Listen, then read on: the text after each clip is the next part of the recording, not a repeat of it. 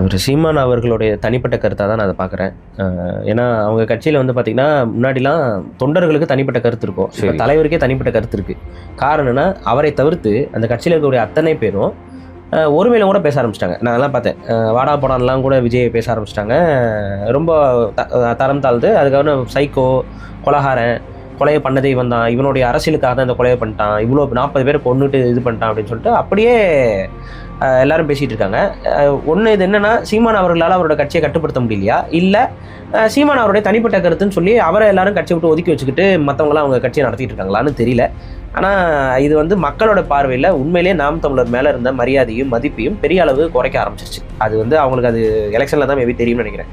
ஏன்னா தலைவர் ஒன்று பேச, தொண்டர்கள் ஒன்று பேசுன்றதுச்சுன்னா அந்த கட்சி வந்து ஒரு ஸ்திரத்தன்மையில் இருக்காது. அதை அவங்க தான் சரி செய்யணும். இல்லைன்னா தலைவர் தன்னுடைய முடிவை மாற்றிக்கணும். ஏதாவது ஒரு ஸ்டாண்ட் எடுங்க. இவர் ஒரு ஸ்டாண்டு, கட்சியில் இருக்க கட்சி மற்றது எல்லாம் ஒரு ஸ்டாண்டு அப்படிங்கும்பொழுது அது உண்மையிலேயே இதாக இருக்குது. அதில் என்ன கொடுமைனா, நம்ம எதிர்பார்த்துருக்கவே மாட்டோம்ல.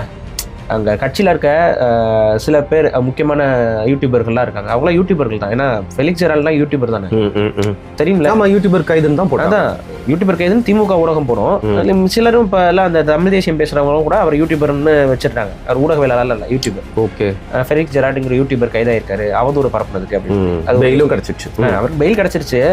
ஆனால் அது அவதூறு தான். ஏன்னா ஒரு நியூஸ் பேப்பரில் இருக்கிற கருத்துக்களை படிக்கிறது வந்து அவதூறு தான், பொய் தான் அது.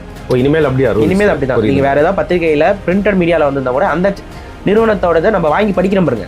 வாங்கி படிச்சிங்கன்னா அது வந்து அவதூறு பரப்பு. அவதூறு படிக்கிறோமா நம்ம? அதனால நீங்கள் பெரும் குற்றத்தை செஞ்சிட்டீங்க. அவதூறு பிரிண்ட் ஆகி வருது, ஆனால் வெளியில் பிரிண்ட் ஆகி வரும், தமிழ்நாட்டில் விற்கும், இந்தியா முழுக்க விற்கும். அவங்களாம் அதை படித்ததெல்லாம் இங்கே பிரச்சனை இல்லை. இவர் வந்து உட்காந்து படிச்சுட்டாராம் அந்த ரிப்போர்ட்டை. அதனால ஐயோ குதிச்சுட்டு அவரை கைது பண்ணுறாங்க. அது ஆக்சுவலாக வந்து கருத்து சுதந்திரத்துக்கும் ஒரு இதுக்குமே பத்திரிகை சுதந்திரத்துக்குமே எதிரானது.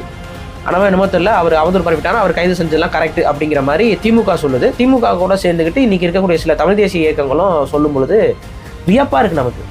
இதில் இன்னொரு கொடுமை என்னன்னு பாருங்க, அந்த கட்சியில் இருக்கக்கூடிய சில முக்கிய யூடியூபர்களுடைய வீடியோஸ் எல்லாம் திமுக காரை எடுத்து பரப்புறான். இல்லை, இது ஆரோக்கியமான அரசியல். அதான் இது எனக்கு உண்மையிலே என்ன புரியல. ஒரு நண்பர் ஒருத்தர் ஏதோ போட்டிருந்தா என்ன இங்கே உரசுது அப்படின்னு, அது மாதிரி உரச ஆரம்பிச்சிருச்சு. அதான் எனக்கு ஒன்றும் புரியல. அதாவது சீமான் அவர்கள் ஒன்று அவர் ஸ்டாண்டை மாற்றிக்கணும். அவரோட தனிப்பட்ட கருத்தாக விஜய் மேலே குற்றம் சொல்ல முடியாதுன்னு சொன்ன அந்த கருத்தை அவர் மாற்றிக்கிட்டு கட்சியோட போக்கில் அவர் போகணும். இல்லைன்னா அவர் தலைவர்னு மதிக்கிற தம்பிமார்களாக இருந்தாங்கன்னா அவர் சொல்கிறத கேட்டு இவங்க நடந்துக்கணும். ஆனால் நீ இப்படிக்கா பூசு, நான் அப்படிக்கா பூசுகிறேன், நம்ம 2 பேரும் சேர்ந்து சுற்றுவோம்னு சுற்றுனா மக்கள் பார்த்துட்டு இருக்கிறாங்க. அது ரொம்ப ஒரு அநாகரிகமான அரசியலாக தான் என் கண்ணுக்கு படுது.